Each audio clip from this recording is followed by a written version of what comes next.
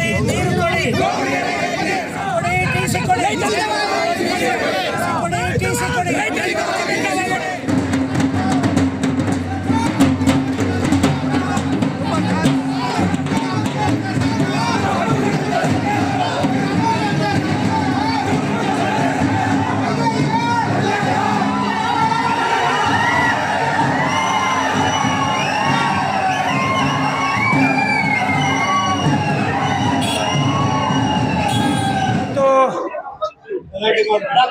ಇವತ್ತು ಶಿರಾ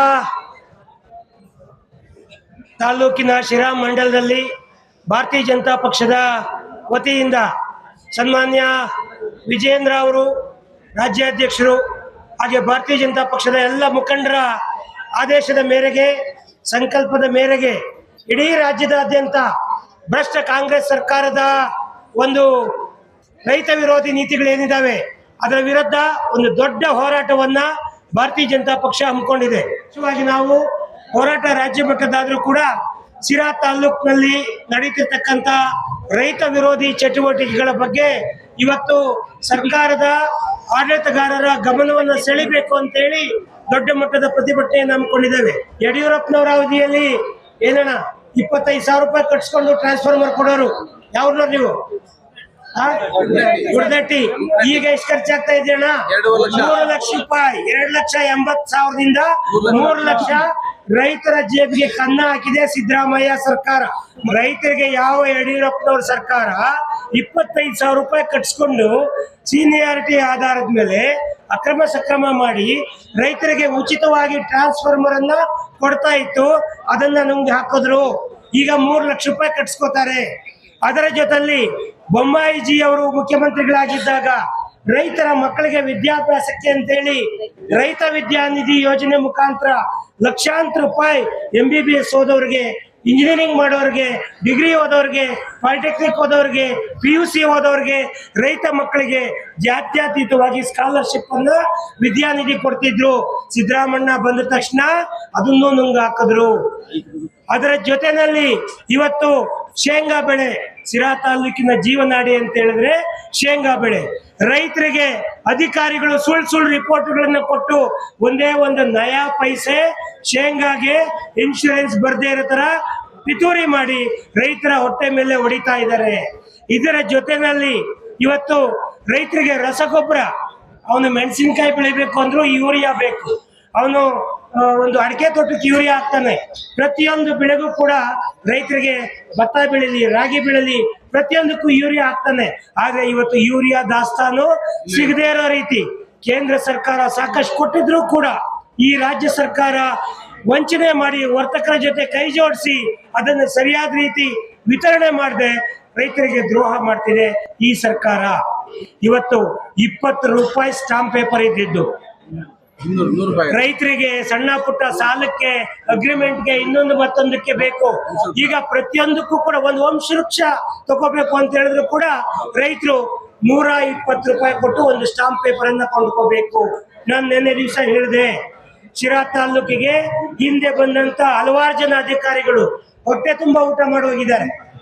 ಶಿರಾ ತಾಲೂಕಲ್ಲಿ ಜನ ಮಾತಾಡ್ತಾರೆ, ರೈತರು ಹೇಳ್ತಾರೆ ಬಂದು ಒಂದು ಸಾಗುವಳಿ ಚೀಟಿ ಕೊಡೋದಿಕ್ಕೆ ಇನ್ ಅಧಿಕಾರಿಗಳು ಹೇಳ್ತಾರಂತೆ, ಅಲ್ಲಪ್ಪ ಒಂದು ಎಕರೆ ಜಮೀನ್ ಬೆಲೆ ಎಷ್ಟೋ 20 ಲಕ್ಷ 30 ಲಕ್ಷ, ನನಗೆ 1 ಲಕ್ಷ ಕೊಟ್ರೆ ಏನೋ ಕಳ್ಕೊತೀಯಾ, ನನ್ಗೆ 5 ಲಕ್ಷ ಕೊಟ್ರೆ ಏನೋ ಕಳ್ಕೊತೀಯಾ. ಇಲ್ಲಿ ತಕ್ಕಂತ ಅಧಿಕಾರಿಗಳು ಹೇಳ್ತಾರಂತೆ. ಆ ರೀತಿ ಮಾಡಿ ಕೋಟಿಗಟ್ಟಲೆ ಲೂಟಿ ಮಾಡ್ಕೊಂಡು ಯಾರ್ಯಾರಿಗೆ ಕೊಡ್ಬೇಕು ಅವ್ರಿಗೆಲ್ಲ ಕೊಟ್ಟು ಆಚೆಗೆ ಹೋಗ್ತಾರೆ. ಸುಳ್ಳು ಹೇಳ್ತಾ ಇಲ್ಲ, ಮಾಧ್ಯಮದವ್ರು ಇದ್ದೀರಾ. ರೈತರಿಗೆ ಒಂದು ಎಕರೆಗೆ ಇಷ್ಟು ಅಂತ ಫೀಸ್ ಫಿಕ್ಸ್ ಮಾಡಿದ್ದಾರೆ. ಯಾವನ್ ದುಡ್ಡು ಕೊಡ್ತಾನೆ, ರಾತ್ರಿ 6 ಗಂಟೆ ಮೇಲೆ ವ್ಯವಹಾರ ಶುರುವಾಗ್ತಾ ಇತ್ತು.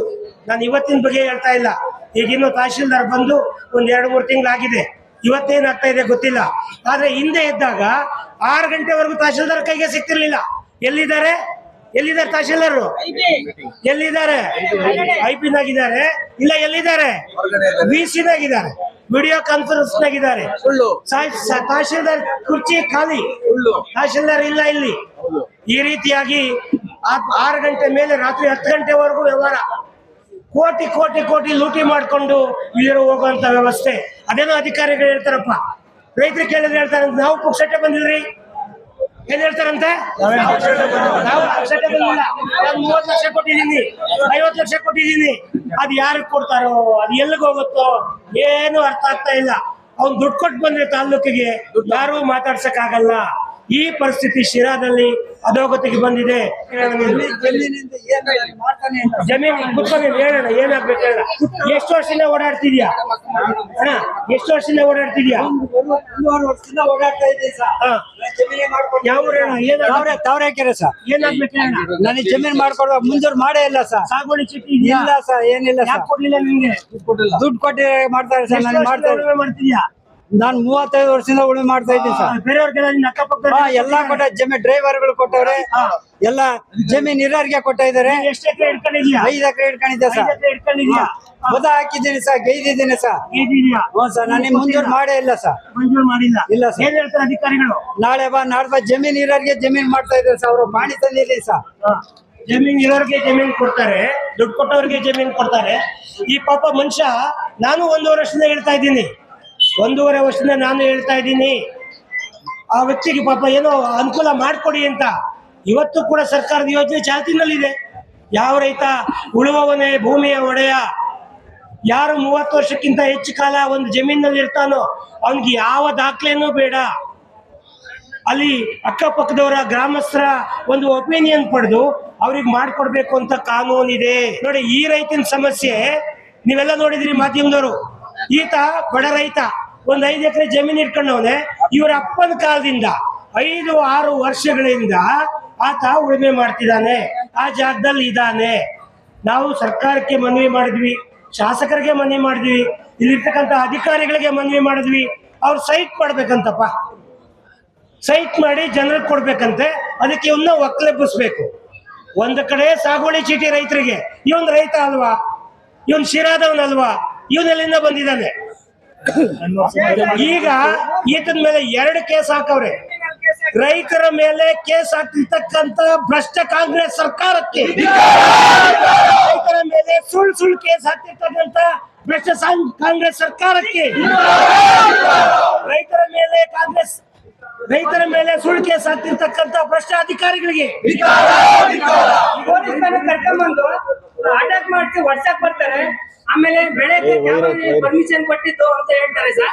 ನಾವೇನಾದ್ರು ಕೇಳಕ್ಕೋದ್ರೆ ನಿಮ್ಮ ಅಪ್ಪನ ಜಮೀನು ನಮ್ಮ ಕಮಿಷನ್ ಏನ್ ಭರವಸೆ ಕೊಟ್ಟಿದ್ರು ನಮ್ಗೆ?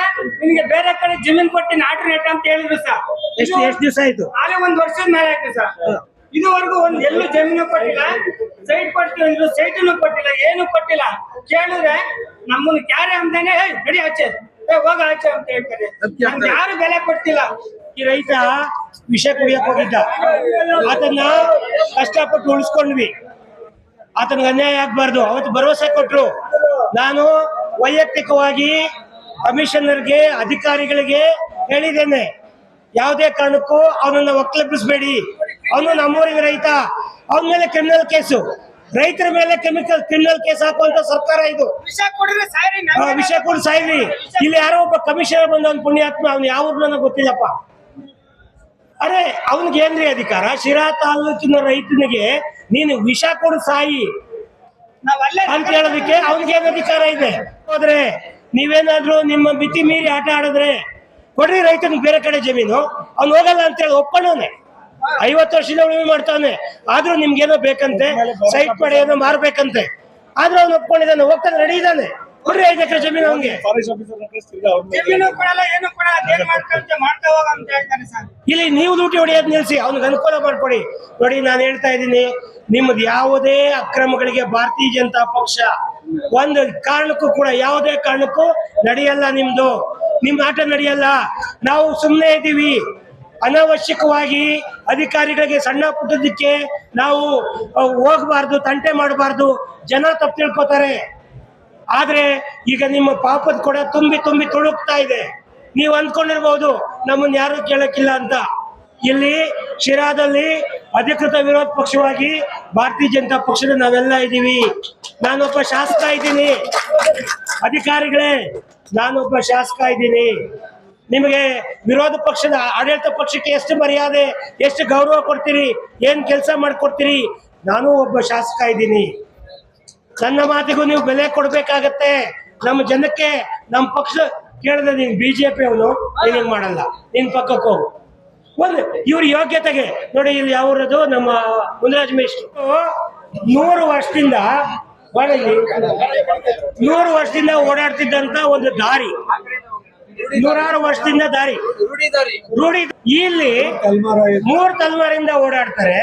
ಅಧಿಕಾರಿಗಳಿಗೆ 100 ಸಾರಿ ಹೇಳಿದ್ದೀನಿ, ಅವ್ರಿಗೊಂದು ಓಡಾಡೋದಕ್ಕೆ ರೈತರಿಗೆ ಒಬ್ಬ ಅಲ್ಲ, ಮುನಿರಾಜ್ ಮೇಷ್ಟ್ರು ಒಬ್ಬ ಅಲ್ಲ, 60-70 ಜನ ಜಮೀನುಗಳಿದ್ದಾವೆ, ಆ ಕಡೆ ಹೋಗ್ದಂಗೆ ತಡೆ ಹಿಡ್ತಿದ್ದಾರೆ. ಅಧಿಕಾರಿಗಳು ತಮಗೆ ಸಂಬಂಧನೇ ಇಲ್ಲ. 100 ವರ್ಷದ ಇತಿಹಾಸ ಇದೆ. ಅವರು ಅಲ್ದು ಅಧಿಕಾರಿಗಳು ಏನು ಬೇಕಾದ್ರೂ ಮಾಡ್ಕೊಳ್ಳಿ ನೀವು ಅನ್ನೋ ಮಟ್ಟಕ್ಕೆ ಆಗೋಗಿದ್ದಾರೆ. ಅಪ್ಪರ್ ಭದ್ರಾ ಯೋಜನೆ ಮುಖಾಂತರ ರೈತರಿಗೆ ಯಾವುದೇ ನೋಟಿಸ್ ಕೊಡದೆ, ರೈತರಿಗೆ ಯಾವುದೇ ಪರಿಹಾರ ಕೊಡದೆ ಪೈಪ್ಗಳು ಹಾಕೊಂಡು ಹೋಗ್ತಾವ್ರೆ. ಯಾವುದೇ ಸರ್ಕಾರದ ಯೋಜನೆಗೆ ರೈತರ ಜಮೀನುಗಳನ್ನ ಅಧಿಕೃತವಾಗಿ ಅವರು ಬಳಸ್ಕೊಂಡಾಗ ಅದಕ್ಕೆ ತಕ್ಕನಾದಂತ ಕಾಂಪನ್ಸೇಷನ್ ಕೊಡೋದು ಸರ್ಕಾರದ ಜವಾಬ್ದಾರಿ. ರೈತರಿಗೊಂದು ನೋಟಿಸ್ ಕೊಡ್ಬೇಕು. ಇದು ಹೊಸಳ್ಳಿ ರೈತ ಚಂದ್ರಪ್ಪ ಅಂತ ಹೇಳಿ, ಅವನ ಜಮೀನಲ್ಲಿ 150 ಅಡಿಕೆ ಗಿಡ ಕಟ್ ಮಾಡಾಕ್ಬಿಟ್ಟವ್ರು ಅವ್ರೆ.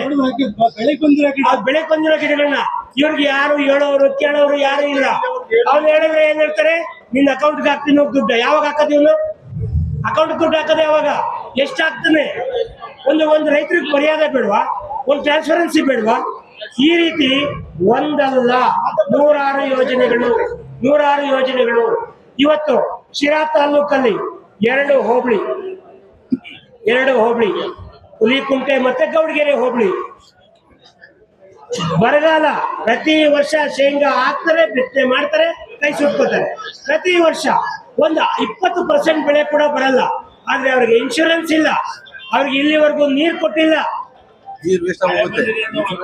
ಅರ್ಥ ಆಯ್ತಲ್ಲ? ಅವ್ರಿಗೇನೋ ಇವ್ರಿಗೆ ಹೆಂಗೆ ಅಂದ್ರೆ ಏನೋ ಇವ್ರ ಮರ್ಜಿಗಳು ಕೊಟ್ಟಿದೆ. ಹೇಮಾವತಿ ನೀರು, ಮದ್ಲೂರು ಕೆರೆ ನೀರು, ಅಥವಾ ರೈತರಿಗೆ ನಮಗೆ ಇಷ್ಟ ಬಂದ ಕಡೆ ನೀರು ಕೊಡ್ತೀವಿ. ನಮ್ಮ ಹೋರಾಟ ಇವತ್ತಿದೆ. ನೀವು ಶೀಘ್ರವಾಗಿ, ಆಡಳಿತ ನಿಮ್ದಿದೆ, ಸರ್ಕಾರ ನಿಮ್ದಿದೆ, ಇವತ್ತು ನೀವು ಶೀಘ್ರವಾಗಿ ಹುಲಿಕುಂಟೆ ಹೋಗಿ ಎಲ್ಲ ಕರೆಗಳು ಕೂಡ ತುಂಬಿಸುವಂತ ಕೆಲಸ ಮಾಡ್ಬೇಕು. ಇದೇನ್ ನೀವು ಕೊಡೋ ಭಿಕ್ಷೆ ಅಲ್ಲ. ಒಳ್ಳೆ ಮಳೆ ಸುರಿಸ್ತಾನೆ, ಡ್ಯಾಮಿಂದ ನೀರ್ ಬರುತ್ತೆ. ಬಂದಿದ್ದ ನೀರನ್ನ ಎಲ್ಲಿ ಅಗತ್ಯ ಇದೆಯೋ ಅಲ್ಲಿಗೆ ಹರಿಸೋದು ನಿಮ್ ಕರ್ತವ್ಯ, ನಿಮ್ ಜವಾಬ್ದಾರಿ. ಜನ ಆಯ್ಕೆ ಮಾಡಿದ್ದಾರೆ ನಿಮ್ಮನ್ನ. ನಿಮ್ಮ ಬಹುತೇಕ ಆರೋಗ್ಯ ಸಮಸ್ಯೆಗೆ ಗ್ಯಾಸ್ಟ್ರಿಕ್ ಕಾರಣ. ಗ್ಯಾಸ್ಟ್ರಿಕ್ ನಿಂದ ಮುಕ್ತಿ ಹೊಂದಿದ್ರೆ ನೀವು ಆರೋಗ್ಯವಾಗಿರ್ತೀರಾ. ಪ್ರತಿದಿನ ಜೀನಿ ಗ್ಯಾಸ್ಟ್ರಿಕ್ ರಿಲೀಫ್ ಸೇವಿಸಿ. ಇದು ಗ್ಯಾಸ್ಟ್ರಿಕ್ಗೆ ಉತ್ತಮ ಆಹಾರ. ಜೀನಿ ಗ್ಯಾಸ್ಟ್ರಿಕ್ ರಿಲೀಫ್ ಎಲ್ಲಾ ಮೆಡಿಕಲ್ ಶಾಪ್ಗಳು ಹಾಗೂ ದಿನಸಿ ಅಂಗಡಿಗಳಲ್ಲಿ ಲಭ್ಯ. ಜೀನಿ ಪರಿಶುದ್ಧ ನೀರು, ಮದುವೆ ಸೇರಿದಂತೆ ಇತರೆ ಸಮಾರಂಭಗಳಿಗೆ ಹೋಲ್ಸೇಲ್ ದರದಲ್ಲಿ ಮಿನರಲ್ ವಾಟರ್ ಲಭ್ಯ. ಸೂಪರ್ ಮಾರ್ಕೆಟ್, ಹೋಟೆಲ್, ರೆಸ್ಟೋರೆಂಟ್ಗಳಿಗೂ ಜೀನಿ ಮಿನರಲ್ ವಾಟರ್ ಸರಬರಾಜು ಮಾಡಲಾಗುತ್ತೆ. ಈ ಕೂಡಲೇ ಸಂಪರ್ಕಿಸಿ 7624931166.